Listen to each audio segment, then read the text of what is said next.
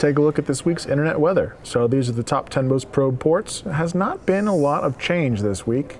I will roll through them just, for reference. Port 23 TCP is Telnet, 445 TCP is SMB, 22 TCP is SSH, 81 TCP is a web port, but it's specifically related to internet-connected cameras, and I think the Satori botnet's the one scanning for that. 1433 is MS SQL Server, 5555 is Android Debug Bridge, 3389 is Remote Desktop Protocol, 80 ICMP is Echo Request, 80 TCP is just generic HTTP web stuff, and 21 is FTP. It is interesting, though, that we have a huge other portion to this graph. I mean, it's more than half this time around, which is I'm not used to that. I'm used to seeing a huge amount of 23 TCP, dwarfing the rest of it. Taking a look at the most sources probing, at the top of this list, we have 445 TCP, followed by 23. 8080 is another one of those web ports that could be a proxy, could be an IoT device. I'm going to go with IoT on this one. 5555 we talked about. 80 we talked about. 5900 TCP is VNC, I think. It's one of those remote desktop sharing protocols. 80 ICMP we talked about. 161 UDP is SNMP, which is kind of an interesting one. That's gone up 21 spots, so we'll talk about that. 81 TCP is another one of the ports that the Mirai and Satori botnets are scanning for in particular. And 37215 TCP comes in 10th place. It's changed 18 spots since last week, and that one has to do with a Huawei bug that we actually observed a year ago, and there's more interest in it today. These are your scan SIPs on 445 SMB. I'm showing a 90-day view because the data, the week-to-week really kind of looks mostly the same. It looks like it might actually be trending down slightly over the last 90 days, but those daily cycles are still pretty much the same. Port 23 TCP Telnet, nothing really to report here. There's usually ups and downs. This is a 60-day view with a number of scan flows, but it's still towards the top, so we're going to talk about it. Scan SIPs on port 81 TCP. This is the vulnerable webcams that Satori is targeting. We had some spikes around 22nd, 23rd, and that's why I'm bringing it up for this week. But other than that, it seems to be pretty stable around the 9,000 to 10,000 scan sources per hour range.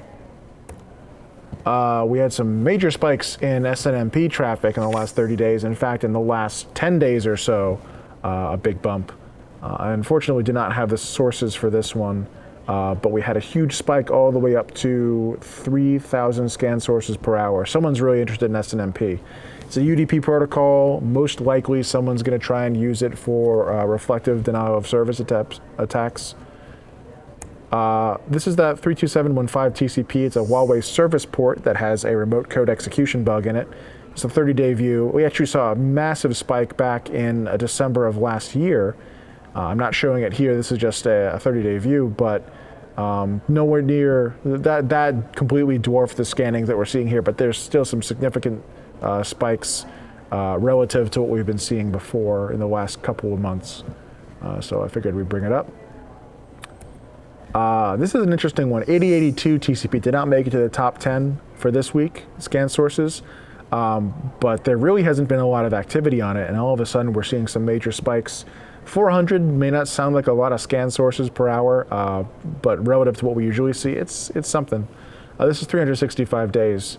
You can see there was sort of a floor of scanning for this between, I want to say, late February to the start of June here, but now we're just seeing spikes from a higher number of sources for a short amount of time, instead of consistent background scanning. And these sources are in Germany? Yes, the majority of them are in Germany. This one I thought was interesting. I brought it up mostly because I'm a gamer, but there was significant scanning on port 6672 UDP. Turns out this is used by Rockstar Games. This is a very well-known gaming company, and not at all coincidentally, the start of the scanning coincided with the release of their latest game. So I tend to think this is traffic related to the normal play of this game, Red Dead Redemption 2. And also the source IPs all belong to Take-Two Interactive, which is the parent company for Rockstar, who made the game. That's probably just normal traffic for that game then. That's what I'm thinking, yeah. it was just sort of a surprise to see it show up suddenly, and then as I dug further, it started to make a lot of sense.